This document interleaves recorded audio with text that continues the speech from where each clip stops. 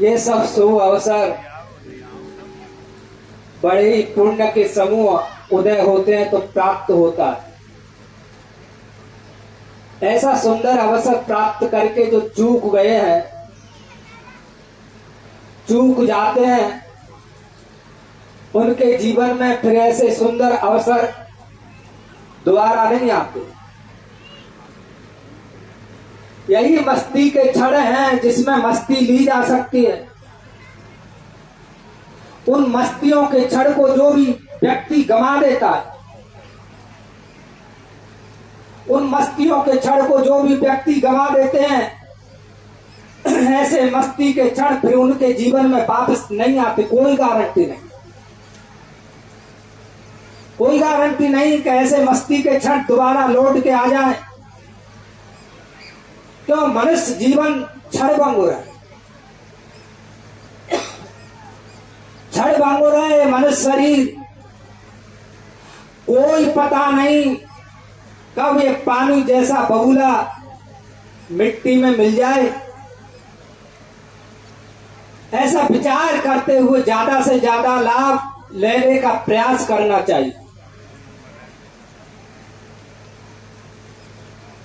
परंतु सर्प डसो जब जानियो नीम प्रेम से खाए, पाप डसो जब जानियो हरि चर्चा न सुहाए। व्यक्ति को जब सर्प डस लेता है तब नीम कड़वा नहीं लगता। सर्प व्यक्ति को सर्प काट लेता है तो नीम खिला करके परीक्षण करते हैं, बोले इसको सर्प डसा है कि नहीं डसा। अगर सर्प ने डसा हुआ है तो नीम कड़वा नहीं लगता, तो समझ लेते हैं कि सर्प ने डस लिया। और पाप व्यक्ति के जीवन में ज्यादा हो, विघ्न व्यक्ति के जीवन में ज्यादा हो तो समझना चाहिए कि इसलिए पाप रूपी सर्प ने डस रखा है। पाप डसो जब जानियो हर चर्चा न सुहाए। इनके भगवान की जिनको चर्चा पसंद नहीं आती उनको समझना चाहिए। इसलिए शास्त्र कहते हैं अज्ञान सर्प डसतम ब्रह्म ज्ञान औषधम बिना किम शास्त्रम किम वेदैश्च किम मंत्रम किम मौषधैः। अज्ञान रूपी सर्प ने सबको डस के रखा है, सबको डस लिया। अब इसका जहर किससे उतरेगा? कौन सा मंत्र, कौन सी दवाई काम करेगी? कौन से मंत्र काम करेंगे? क्या किया जाए ये जहर उतारने के लिए? तो कहते ब्रह्म ज्ञान औषधम बिना। इस अज्ञान रूपी जहर को उतारने के लिए ब्रह्म ज्ञान रूपी औषधि चाहिए, ब्रह्म ज्ञान चाहिए। वो ब्रह्म ज्ञान से ही सारे दुख दूर होते हैं। अब लोग कहते हैं कि वेदांत तो समझ में नहीं आता। जो घर का सौदा है वो तो लोगों को पसंद ही नहीं। उधार के सौदा पर निर्भर रहते हैं।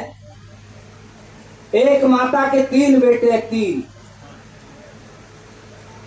एक बेटा को माता बढ़िया रबड़ी बना करके खिलाती है, एक बेटा को माता वो अच्छा दूध ओट करके निपनिया पिलाती है, और एक बेटा को वही माता दूध में पानी मिला के पिलाती है। अब आप लोग सोच रहे होंगे तो माता बड़ी अन्याय करती है। ये माता अन्याय करती होगी उनके साथ में, पर माता अन्याय नहीं करती, वो तो न्याय करती है। कोई भी माता अपनी संतान के साथ में अन्याय करना नहीं चाहती, सब न्याय करते हैं। तो ऐसा भेदभाव क्यों कि एक को रबड़ी खिलाए, एक को निपनिया दूध पिलाए और एक को पानी मिला के दूध पिलाए?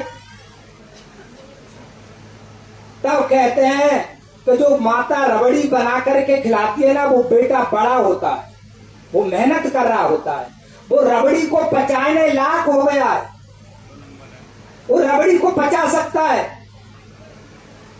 उसकी जठराग्नि तीव्र हो गई है, जो रबड़ी को पचाने में सक्षम है। और एक छोटा बालक है, 4-6 वर्ष का है, उसको रोज रोज रबड़ी खिलाओ तो वो तो बीमार पड़ेगा। इसलिए उसको माता निपनिया दूध औट करके पिलाती है।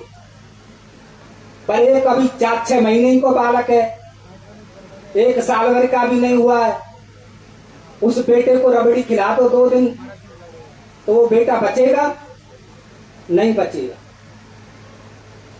4-6 महीने के बेटे को बालक दूध लाती है और उसमें पानी मिलाती है तब पिलाती है। वही दूध पानी पी करके बालक जब बड़ा होता है ना, फिर वही बालक रबड़ी को पचाने लायक हो जाता है।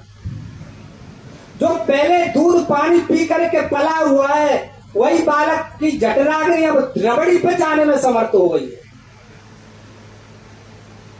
यही हाल हमारा है। जिन लोगों की समझ में वेदांत नहीं आता है, वेदांत तो प्योर रबड़ी है, रबड़ी। ये रबड़ी लोगों को पसंद नहीं, पचती नहीं। आजकल जमाना ही ऐसा, एक बेटी एक महात्मा से, कुछ बेटी निसंकोच होकर के महात्माओं को बात कर लेती हैं। जिनके घरों में महात्मा जाते रहते हैं ना, उनको आदत बन जाती है, सेवा करती हैं बढ़िया। तो महात्मा से हंस रही थी, महात्मा जी एक ठंडा की बोतल मंगा दो। महात्मा पे बहुत पैसा होता है। मैंने कहा बेटी ठंडे वंडे के चक्कर मत पड़ो, ये तो नुकसान करते हैं, दूध पिया करो दूध। तो बेटी बोलती है दूध तो अच्छा नहीं लगता महाराज जी, दूध भाता ही नहीं। आज के जमाने में लोगों को दूध अच्छा नहीं लगता और बेटियों को पेप्सी की 1 लीटर की बोतल मिल जाए तो अकेली झाड़ जाएगी। सास कहती है अरे बहू तेरे लिए मैंने घी का रख दिया है, थोड़ा घी खा लिया करो। बहू कहती है माता जी मुझे घी पसंद नहीं है, घी अच्छा नहीं लगता। और आइसक्रीम 500 ग्राम ले आओ तो अकेली सपोर्ट जाएगी। ये जमाने की हालत है, ये विपरीत बुद्धि है। ये कहां जा रही है बुद्धि? जो वस्तु नुकसान देने वाली है उसी को हम पसंद करते जा रहे हैं। जो फैसल हमको नुकसान देने वाली है, हमारे स्वभाव को बिगाड़ती जा रही है, उसी फैसल को पसंद करते हैं। बच्चे कैसी कटिंग कराते हैं, उनको वही पसंद है। मानो अपनी भारतीय संस्कृति को नष्ट करने के लिए उनका जन्म हुआ है। अपनी भारतीय संस्कृति